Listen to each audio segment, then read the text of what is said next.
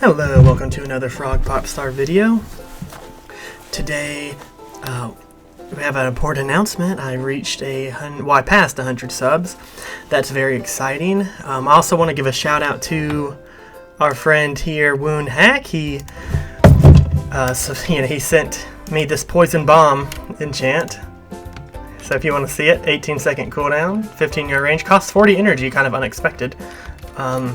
But there's the poison bomb enchant if anyone's curious about it. So thanks to him for sending that over. So I really appreciate that. My name's Showpig. If you want to send some fan mail or something, you can. Anyway, for our 100 subscriber special today, we are going to be discussing 10 tips for Ascension that you might not know. So we're going to start off with our first tip. So number 1 is the level 1 to 10 zones scale up to level 20, which most of you probably know that, but this actually makes them among the most efficient zones in the game since everything scales with you up to that point and the quests are very close together. So 1 to 20, you always really want to be doing these zones, and I usually stay in the zones till I'm like 24, 25-ish. And after you hit level 20 though, the quests still actually scale with your level to a degree. So if you're level 60, the starting zone quests actually still give a fair amount of experience, but they don't give quite as much as a level 60 quest. So if you're ever, stuck at an odd level and you need to level up just a little bit more to hit the next zone, these starting zones are an option. They're also extremely easy if you want to just, not really pay attention to what you're doing. So the number 2, which is kind of along the same lines, is that the class quest scale with level, but unlike the starting zone quest, they scale with level in a more dramatic way. So the class quest will give a lot of experience even if if you're level 60 or 65 or what have you. Doing the class quest will typically give a good bit more experience than regular level 60 quest will.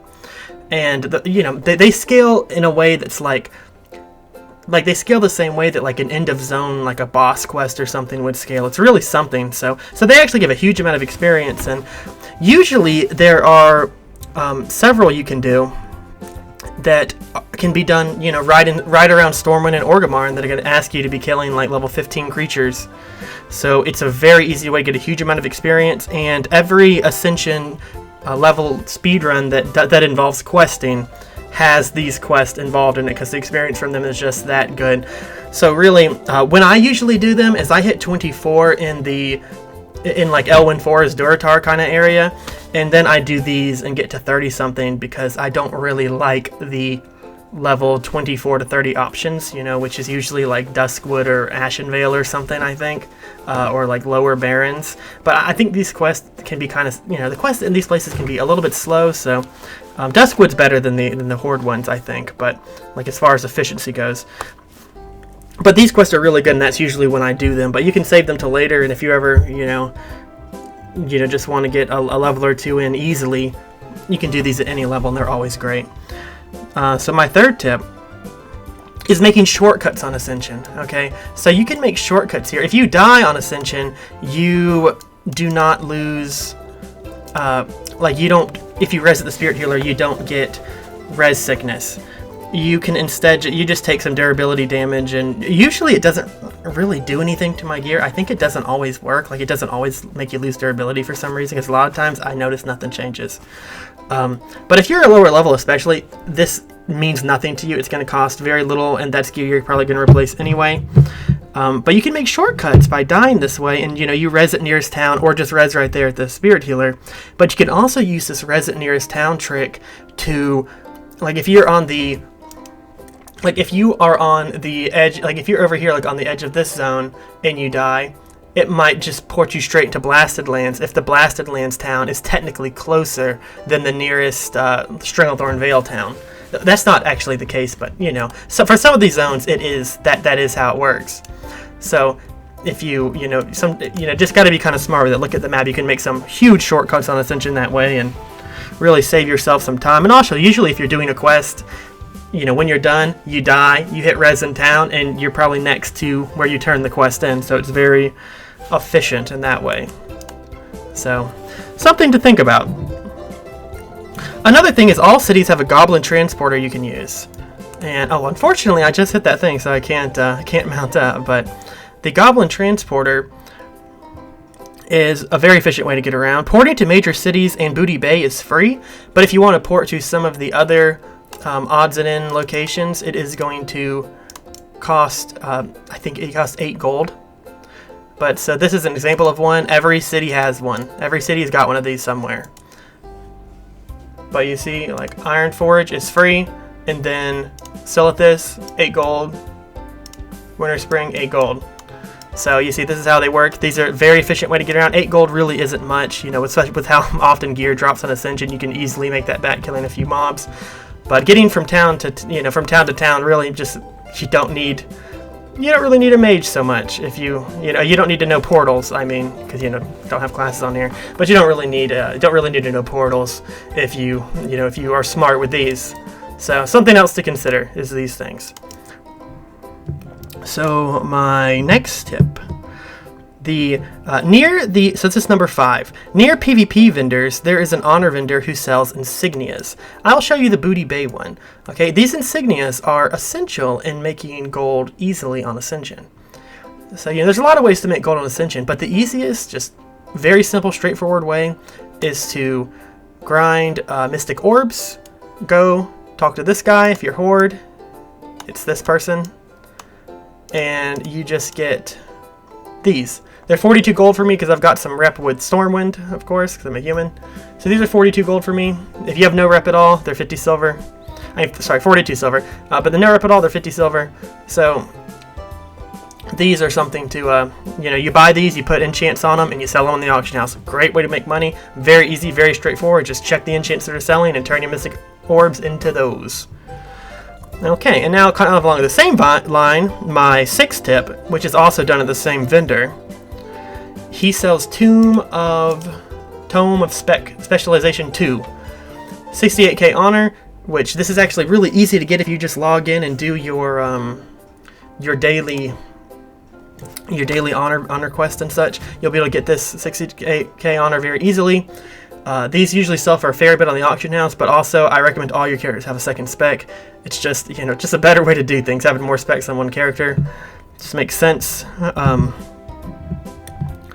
And now my seventh tip, if you want to grind honor quickly, the best way to do it is just the callboard quest. It can get so frustrating if you're trying to grind out all this honor, just BG after BG after BG, especially if you're on a lose streak. Ascension can really be an infuriating experience, and it is much worse if you do it this way. So I've already done my... Yeah. So just much worse if you do it. If you're just spamming BGs, it's slower. What I usually do is I gear up a character or two. I do my daily, my call to arms, and then I get off and do it on the next guy. And you can also, if you're using this method, if you're really losing a BG, you're not going to win, but it's going to take another 15 minutes. Just log off, get on another character. Very, very easy. Save yourself some time and some headache. The most efficient ones to do are the Call to Arms Battleground, as well as the 1v1 Arena Quest. 1v1 queue is always going. It's typically a lot quicker than the 2 versus 2. If you just want to chain lose, you can, take off all your gear and just let yourself die over and over again. Very easy. If you actually want to win, of course, don't do that, but it doesn't matter if you're just trying to grind your honor as quick as you can. So my 8th tip, this is super important. Everyone needs to know this. If you want to make your own build, using the search function will help you out immensely, okay? There's a search function on enchants, and there's a search function on the talent tree. So a little example here is, so let's say you're playing a balanced druid, okay? And Wrath is where a lot of your DPS is going to come from if you're a balanced druid. So you type in Wrath. So of course, Avenging Wrath and Holy Wrath are going to come up, okay? So obviously not those. But here you'll find every spell that's got the word Wrath in it. So Earth and Moon, Eclipse, Moonglow, Nature's Majesty. These are all things that are going to help Wrath. Wrath of Cenarius also happens to help Wrath. Now some of these, there's a lot of spells that have Wrath in the name. So, there's a bit of... but so of course, like you type in Wrath, these are not all the things that will actually help Wrath, okay? So, you type in Wrath and you find all the enchants that help Wrath. But, let's say you do mostly nature damage, so now you're going to type in nature. and you're going to find things that boost your nature damage done. So of course this also pulls up all the spells that do nature damage themselves. But like, look, you see, Celestial Focus has something special when you are, for a nature spell. Earth and Moon increases nature spell damage by 2%. So you look through this and like you see this Furor, your arcane and nature spell damage done by 2%. Like, if you were just making a nature-focused build, you maybe never would have thought to look in the restoration tree to find this. But so if you just look through this list, you're going to find a lot of things that will be very good for your nature-focused build that you may not have known were there otherwise if you didn't just type this in. But you can get a little, you can like get broader with the terms. Like, you can look up balance and find things that that have to do with balanced spells, which Wrath is a balanced spell. So here, Owlkin Frenzy. You are immune to pushback while casting balanced spells. So and that applies to Wrath and your other balanced spells. And the same thing works over here. And there's like a few other things to kind of note. Thinking about balanced druids, is there's Force of Nature, that's a Trent spell. So you have all this stuff for Force of Nature. But this doesn't actually pull up everything that affects the spell. So if you look up Trents, you have Guardians of the Grove, which did not come up when you looked up Force of Nature. Neither did Roots of the Forest. So, looking up Trent after you look up Force of Nature, you kind of got to be smart with what you're searching. But so this is how, these all affect the same spells as the ones that came out when you looked at Force of Nature, but there's some different ones here. So it's just important if you're trying to find, a place to spend a few extra talent points or trying to craft your own builds, the search function is essential. You just never know what's hiding in these talent trees because there's so many options, so many random enchants, it's very overwhelming. Search function is completely essential. So my 9th tip, and this is a pretty advanced tip. Okay, so really listen close here. Okay, if you don't have a lot of time to play, you should just focus on one character. Having multiple characters, of course, will let you try out more builds, but focusing on one character, it's pretty important. Gear matters so much on Ascension. Like, people don't seem to understand this, and they just get so caught up in trying all the builds, making all the characters, and they never actually get anywhere on here. And try a lot of builds, they get trashed in PvP, or their DPS is terrible because they don't have any gear, and they're like, oh, this build blows, and they quit, and they don't play anymore. They try another build, and they never get great gear on it, and they never do well. And when I play Ascension, I run into so many players that are just they're so weak. It's not that they're bad players, it's just they have no gear at all. They've got, they haven't actually invested any time in their characters because they've got 10 different characters that they just are all spending all their time leveling and re-rolling and stuff. And, your build's important, but you've got to think about how gear on Ascension works. It's like, you're playing here on Ascension, and you've got a lot of, you've got a lot of talents like this. Increases your total agility by 3%, intellect by 6%. This type of talent scales much better with gear, because the more agility you have to be increased by 3%, the better this talent is. And so it's like, here's another 6% agility. 60% of your melee attack power, increase your melee attack power by 60% of your intellect. And like these things all, are being scaled based off gear. And having better gear is just going to be huge for this. By the way, this bizarre build is for my Dark Surgeon, if you're wondering why I've got this bizarre combination.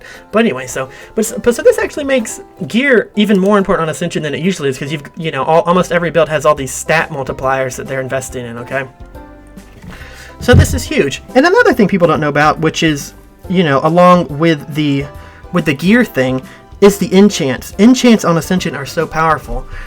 What some people don't know is that on Ascension there are custom enchants Ascension made that are for every pretty much every profession has some. Like engineers make a something that you put on your gun or your I don't have it on this character, but they make something you put on your gun or your wand or your bow. I think it works on your Librum or your relic or whatever you call it.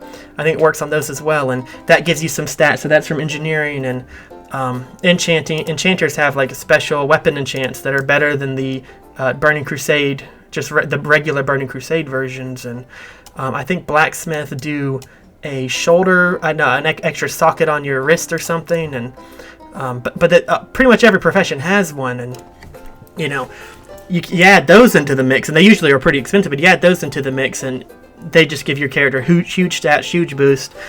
But if you're just looking at so if you ignore those, okay, if you ignore the Ascension specials, okay, if you ignore the Ascension specials and you're only using the weaker Burning Crusade enchants, so you use the Burning Crusade enchants, but there's also Ascension versions like for the gun and stuff, but not calculating those. So if we ignore those, fully enchanting a gear for an agility user is 136 attack power, 22 crit, 10 hit, 33 agility, 10 to all stats, and 8% movement speed. And that is, that's more than a piece of gear would give you. So that's like having an extra piece of very good epic gear on. And also the 8% movement speed thing is especially important for PvP, because on Ascension you move at 115 speed. I don't know, you may not know that, but you do. You move at 115 speed instead of the 100% you move on retail. And the 8% actually stacks with that and makes you 124.2% faster. So you'll notice, maybe if you're PvPing and you're trying to kite, you'll just notice you can't outrun some people, and that's because they're 8% faster than you, which actually makes them 124.2. I don't know if that rounds up to 125. I don't think it does, but 124 at least, which is still just a massive difference. And then if you put gems in every socket, and this math is using the cheaper mixed stat gem, like the blue version of the mixed stat gem. So the meta gem, of course, would be 3% crit damage, which is massive, 60 agility, 40 hit, and 12 stamina if you're using all mixed gems.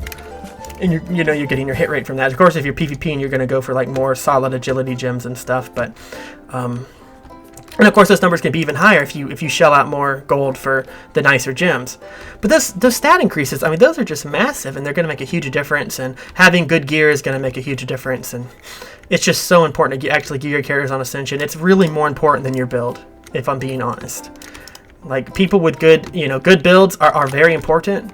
But a good build, you can just find a good build, from my other videos, or really anywhere.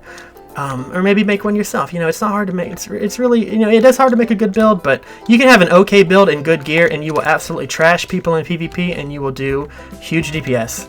So gear is just so important on Ascension. Do not get caught up in the altaholic syndrome that really plagues people on here.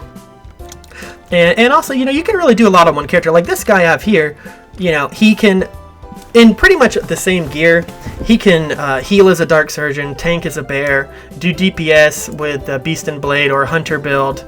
Well, this guy's Beast and Blade, but he can also do a Hunter build or a Rogue build, like a regular Rogue build in this gear. So you can actually do every role on one character if you really want to. So you don't actually need 10 characters. So anyway, that's all for my tips. If you have any, if you want to suggest a video, we've got a video on hunter builds coming up, like Arcane Gunslinger and stuff, and we've got a video on hybrid builds that are going to be coming up. I'm also, I might think about doing a 100 sub special or something, although I'm, quickly passing 100 subs, so maybe that'll be a little silly by the time that actually gets out. But anyway, that's all for today.